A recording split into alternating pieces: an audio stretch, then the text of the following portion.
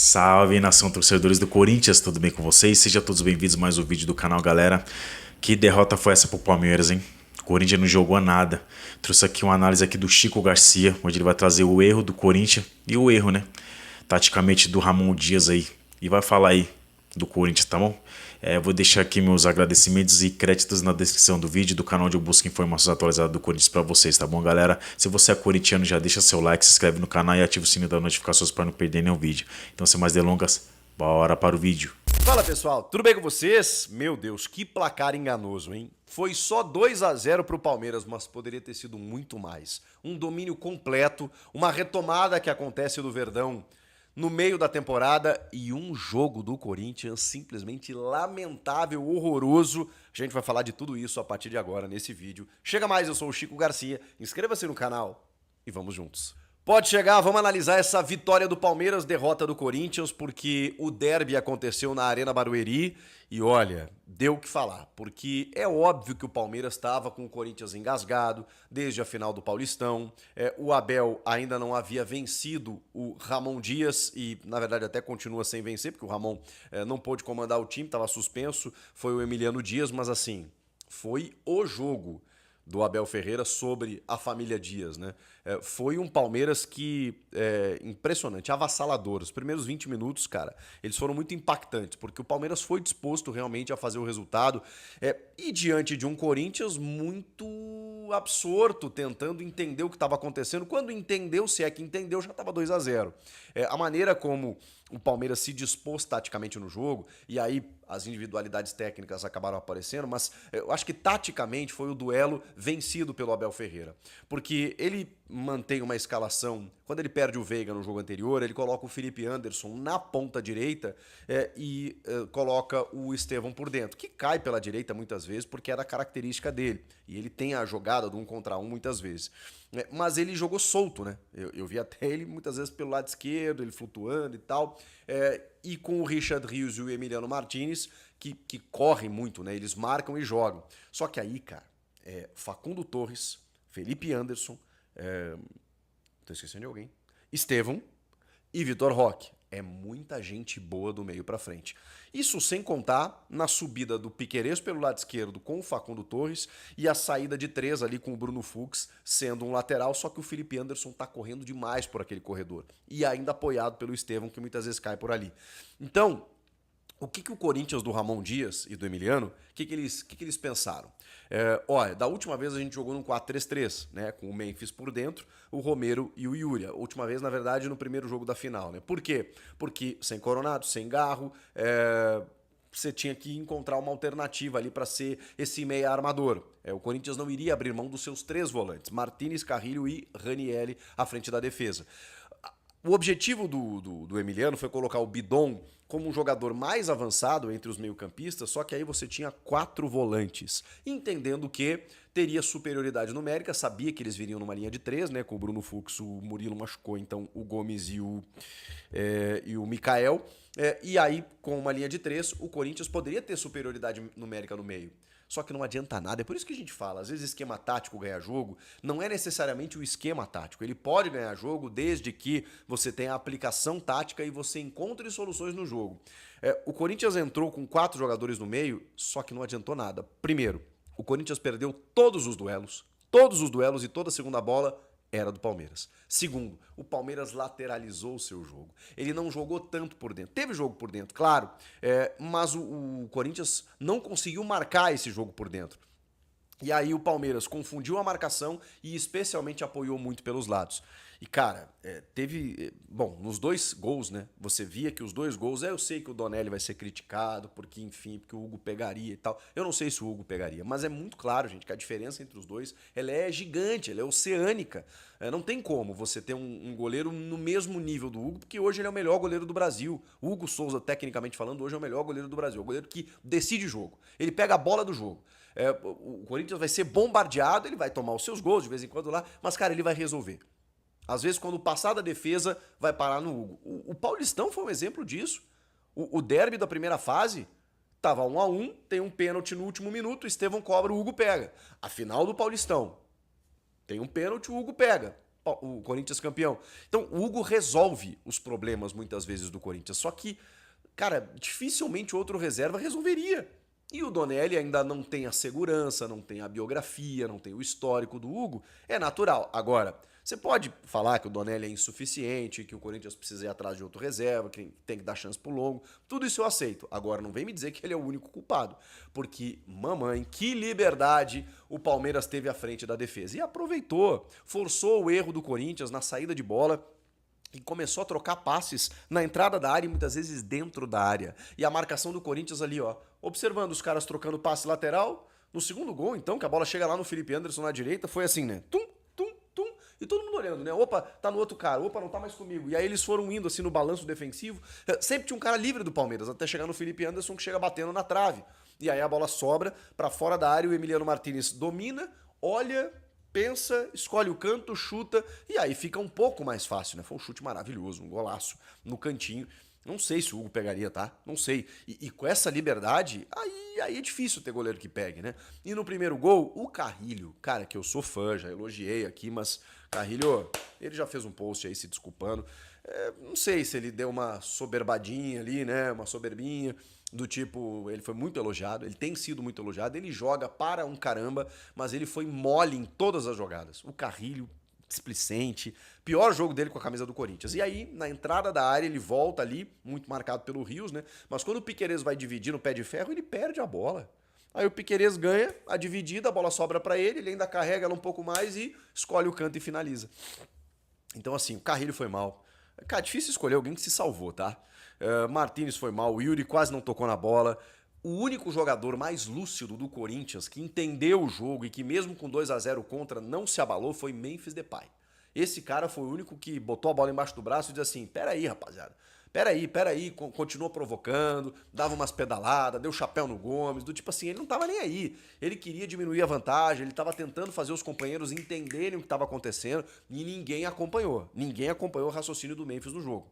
Não, sabe, ele tava noutra rotação. Ele foi o único cara assim que, se salvou um pouco mais, sacrificado ainda no segundo tempo, jogado mais pro canto esquerdo, e aí a gente começa a ver o duelo das substituições, né? E o Ramon e o Emiliano, normalmente quando eles precisam mexer, eles meio que se atrapalham. É claro que o Corinthians tinha muitos desfalques para esse jogo, e desfalques importantes, tá? Agora, a maneira como os jogadores entraram no jogo, pelo amor de Deus. E aí eu tenho que cobrar do técnico também. Eu vou cobrar dos jogadores que foram displicentes, estou falando aqui individualmente, inclusive, porque a defesa do Corinthians é lamentável. É lamentável. No segundo tempo, o que o Palmeiras faz? O Palmeiras já abriu 2-0 e o Palmeiras estava de boa na Lagoa. O Palmeiras fez um jogo perfeito, tá, gente? Perfeito. Porque quando ele faz o 2-0, depois de faz o 2, poderia ter feito mais, porque antes do primeiro gol, o Donelli ainda faz um milagre no chute do Gomes, faz uma puta defesa, tem bola na trave antes do segundo gol. Cara, o Palmeiras podia ter feito 3-4 tranquilo no primeiro tempo. Passa aqueles 20 minutos iniciais, o Palmeiras pensa o seguinte, tá bom, Corinthians, toma a bola, vai, pega a bola aí pra você. E aí o Corinthians não conseguiu fazer nada. E o Palmeiras esperando. E tal, e eu pensava assim, cara, se o Palmeiras apertar um pouquinho... E aí chegou aqui e ali e tal, vem o segundo tempo. Aí, só no segundo tempo, os caras mudam. Tira o Ranielli, que não estava amarelado, ao invés do Martínez, que já tinha cartão amarelo. Tira o Matheus Bidu, que foi assim, irmão do céu, que primeiro tempo. Cara, o Matheus Bidu, vamos combinar, eu e você aqui, ele não tem nível pra jogar no Corinthians. E nem o Hugo. Então sai o Matheus Bidu e entra o Hugo, que até vai minimamente melhor do que o Bidu, porque pior era muito difícil, né? Mas pra você ver como não tem um lateral esquerdo reserva também. A Lili Nascimento, repórter da ESPN, foi a única pessoa dos últimos tempos aí que fez uma pergunta pro Emiliano, que é sobre Palácios. Diego Palácios, o lateral esquerdo fantasma. Pelo amor de Deus. E aí o Emiliano com uma cara de constrangido, porque tem alguma coisa acontecendo que ninguém explica. Fala, ele faz parte do plantel, ele teve uma lesão, ficou muito tempo parado, e os outros estão melhor fisicamente do que ele. Que conversinha pra boi dormir, né? Seja transparente com o torcedor. Os caras vão buscar o Angileri por quê? Porque o Palácio não ia jogar. E depender do Bidu e do Hugo é difícil, né? Só que aí o Angileri não jogava há um ano, claro, machucou, né? Entrou em uma reta decisiva de Paulista, então ele não tá à disposição. E aí ter que depender desses dois, cara, o que o Corinthians sofreu pelo lado direito, muito por conta do Felipe Anderson, que fez um jogaço, mais um. É o segundo jogo que ele atua na função onde ele mais gosta, onde ele atua bem. É que ali jogava o Estevão, então era muito difícil o Felipe Anderson ter oportunidade por ali. Quando o Maurício estava bem, o Maurício jogava por ali. E o Abel Ferreira finalmente colocou o Felipe Anderson na posição que ele joga. E ele fez um jogaço, mais um, porque ele cobre corredor, ele se apresenta, ele tem habilidade, ele vai para um contra um, ele centraliza o jogo, ele fez mais um jogo espetacular o Felipe Anderson, tá encontrando o lugar dele como titular. Até o Facundo pelo lado esquerdo foi bem, né? Do Palmeiras todo mundo foi bem, cara, impressionante. Só que aí o que acontece? No intervalo, vamos lá, ele tira o Bidu, bota o Hugo e tira o Ranielli para botar o Romero.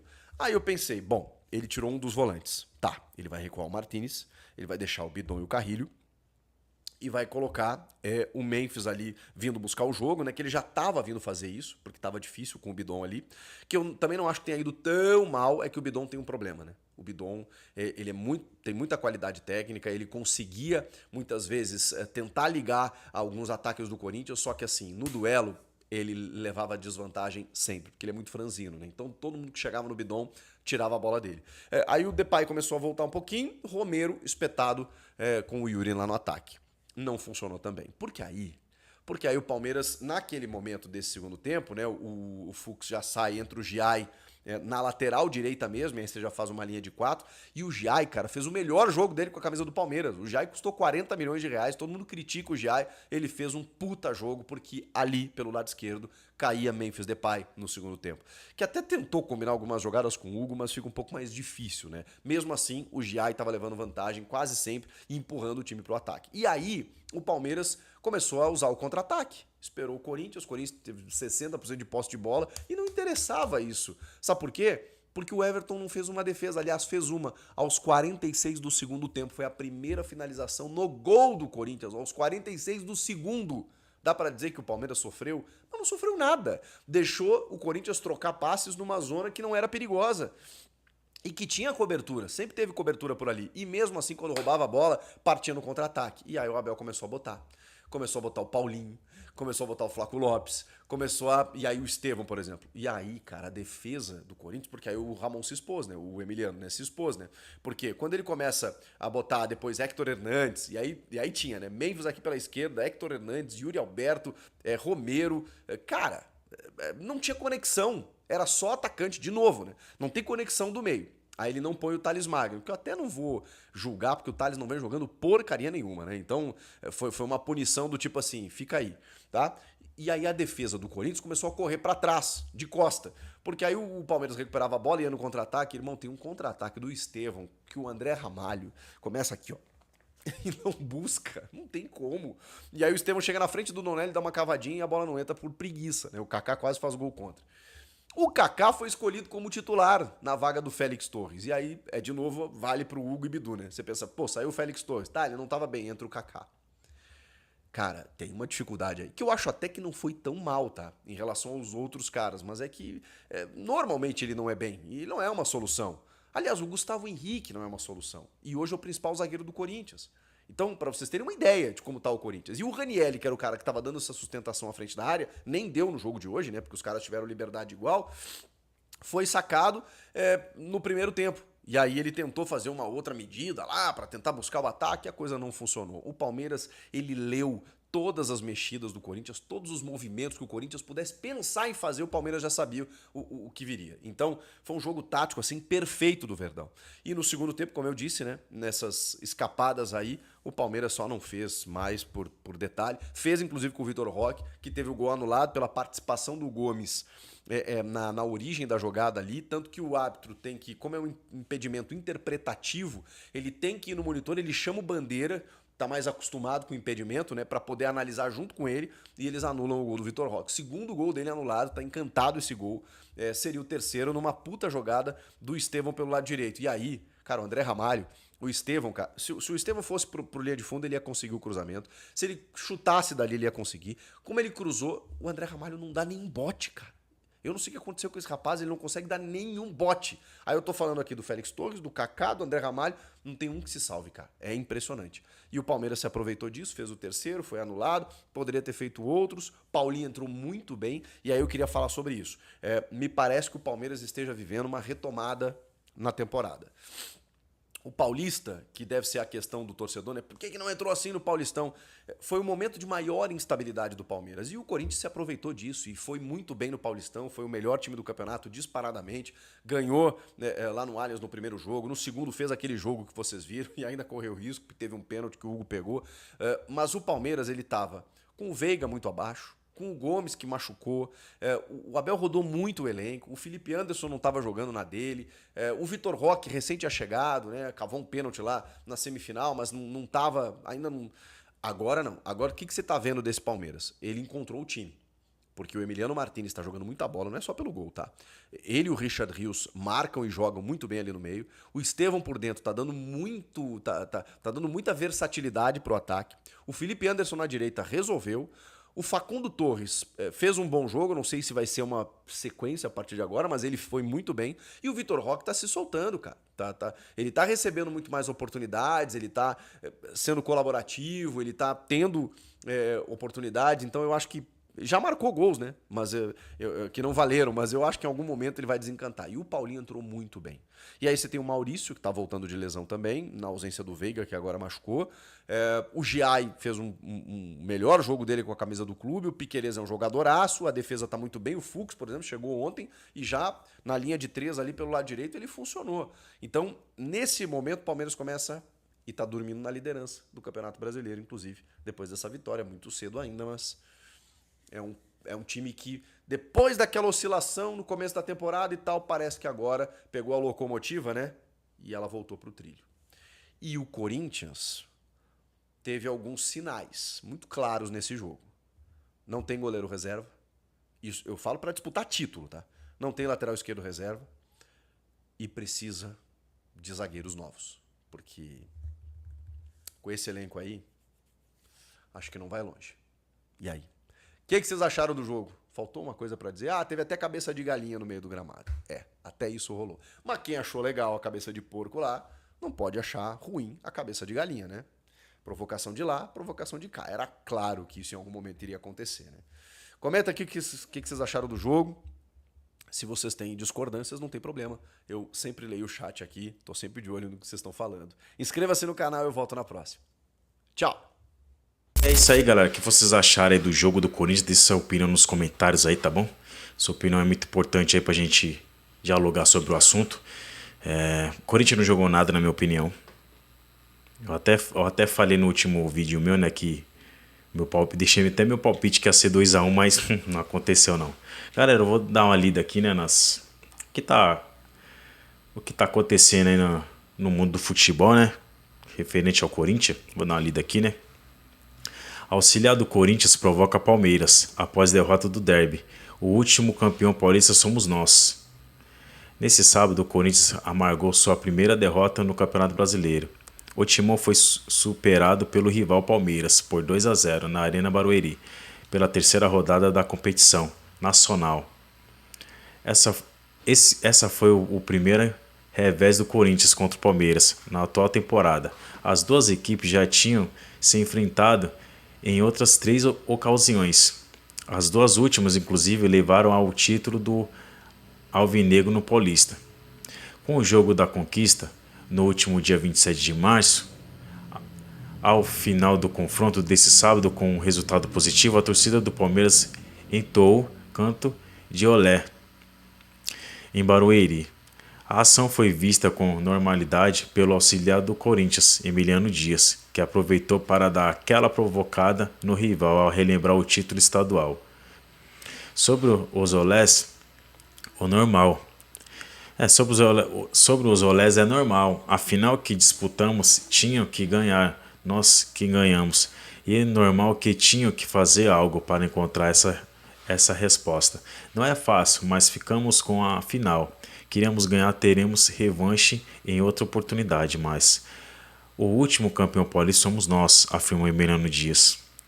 Corinthians e Palmeiras se enfrentaram na grande final do Paulistão neste ano. O Timão venceu o jogo de ida no Allianz Parque por 1-0. Graças a um gol de Yuri Alberto no duelo de volta, o Alvinegro segurou o empate sem gols e ergueu a taça, encerrando o jejum de 6 anos sem títulos. Já no derby, desse sábado, a atual comissão técnica do Corinthians amargou sua primeira derrota para o arquirrival. Até o momento eram 4 jogos com 2 vitórias e 2 empates. Com o mau resultado em Barueri, o Corinthians desperdiçou a oportunidade de dormir na liderança da Série A. A equipe alvinegra caiu para a 6ª colocação com 4 pontos somados e ainda pode perder mais posições ao longo da rodada. Isso é verdade, galera. Se o Corinthians não caprichar aí nesses últimos esses jogos que vai vir agora, né? Pelo amor de Deus, né, cara? Não vamos lutar pra cair, não. Pelo amor de Deus, Corinthians. O Corinthians agora volta a campo já no meio dessa semana. O time recebe o Fluminense essa quarta-feira às 17 horas e 30 minutos, no horário de Brasília, na Neoquímica Arena, pela 4ª rodada do Campeonato Brasileiro. Galera. Vamos ver se a gente consegue ganhar do Fluminense, né? Falar pra vocês, cara. Tudo bem, é um derby, né? Então, um clássico sempre é clássico e a gente não tem certeza se vai ganhar ou não, mas vamos pra cima aí no Brasileiro aí de novo aí, né?